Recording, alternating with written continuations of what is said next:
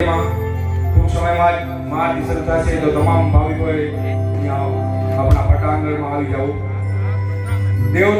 દેવ મહાદેવ કહેવામાં આવે છે.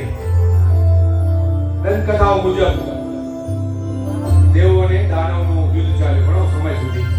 પછી સમુદ્ર મંથન કરવામાં આવ્યો.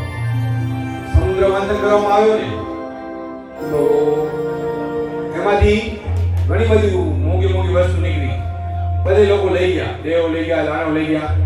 છેલ્લે એકદમ નિરાત એ ભોળાનાથ આવ્યા, એટલે ભોળાનાથ કહેવામાં આવે છે. પછી એમાં મંદિરમાંથી છેલ્લે વિષ નીકળ્યો, વિષ જેને કહેવામાં આવે ઝેર.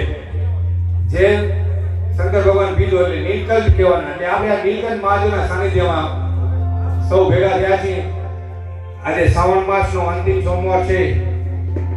અહીંયાનો તમામ મેનેજમેન્ટ તથા સર્વ સ્ટાફ ભાઈઓ તથા અમારી ઓર્કેસ્ટ્રા ટીમ દેવરાજભાઈ ગોસ્વામી, મેહુલભાઈ જોશી, પટેલ સાઉન્ડ, કૃષ્ણા સાઉન્ડ, હરીશભાઈ પટેલ ઘણો સાથ સહકાર આપ્યો છે. ઢોલ ઉપર છે અમારા શંકરભાઈ, હેમાંશુભાઈ ને તમામ આર્ટિસ્ટો આપણા બધે અહીંયા. દેવરાજભાઈ તો આપણા ઘરના જ છે, લાઈફ બોય છે એટલે બહુ વખાણ આપવાની જરૂર નથી. તો ટૂંક સમયમાં જ આપણી મહાઆરતી શરૂ થશે.